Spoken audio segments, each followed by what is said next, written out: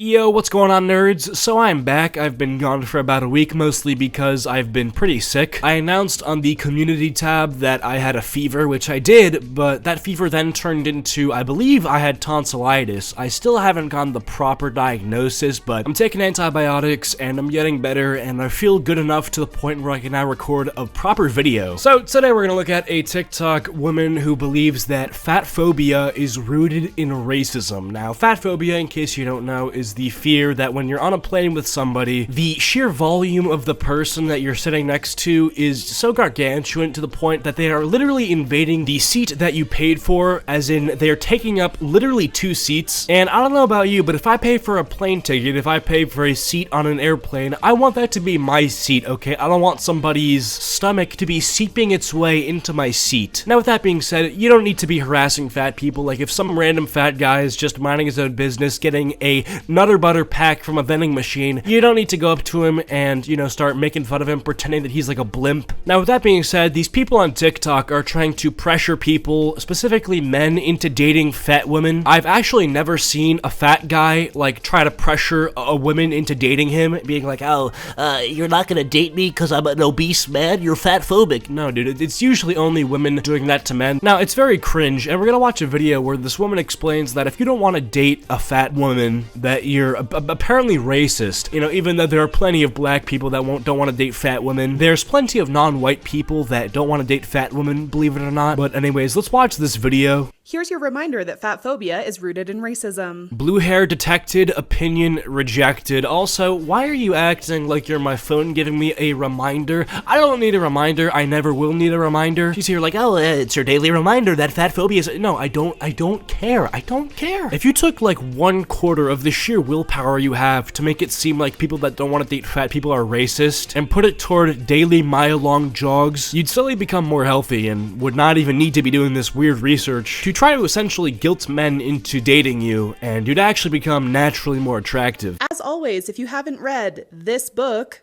go do that. If you haven't worked out yet today, go do that. If you haven't gone outside yet today, go do that. I mean, holy shit, like, this is nuts. You're telling me to now read like a 300 or so page long book, probably filled with a bunch of retarded information about why, if I don't date fat people, that I'm essentially a domestic terrorist, when instead of like dedicating my time to reading through pages and pages of irritable bowel syndrome, I can just be doing pull-ups, curls, push-ups, just be running. Like, there's so much better stuff I could be doing with my time. The main thing to understand is that for the last 300-ish years, white folks have been marketing fatness as a black trait. Yeah, that's gotta be one of the most retarded things I've ever heard in my life. 3:38 p.m. on October 15th, 2021, I heard one of the dumbest things I've ever heard. That's also just not true. I don't know why she thinks that this is, like, fact because it's written. It's just not true. Like, this lady right here is fat. She is a white woman. Like, I don't understand. I'm not sitting here shocked that you're not a person of color just because you're fat. That makes no sense, my friend. And this is regardless of whether or not black people individually were actually fat.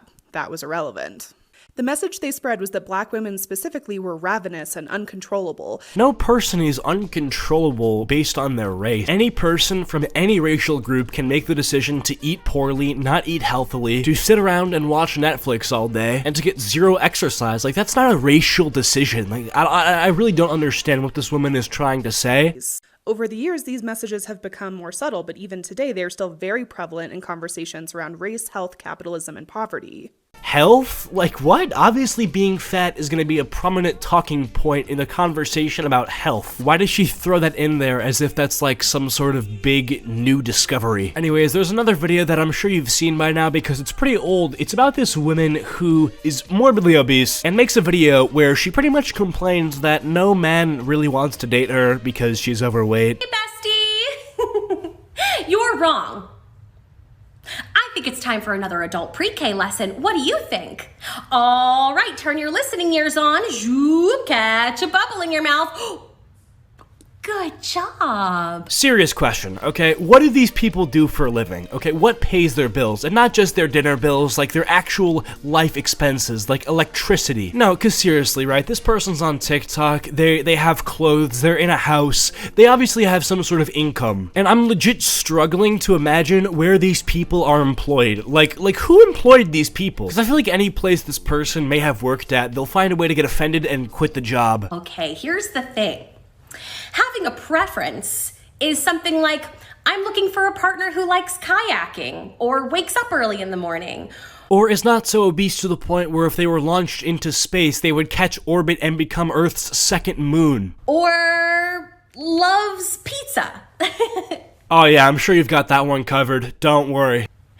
But when your preferences exclude an entire group of marginalized people, that's problematic. Okay, that's not nice. That's not a preference. Okay, but what are you gonna do about that? Like, actually, what are you going to do? If a dude does not want to date a fat person, what are you gonna do? You cannot force him to date you. You just can't do that. I'm sorry if you think that it's not nice, but it's just the truth. So take the L and cope, because it's not your prerogative to say that men, oh, they have to date fat women to be nice. Okay? Donating to charity is nice. Giving to homeless people is nice. I'm not doing community service by dating a fat woman, like what?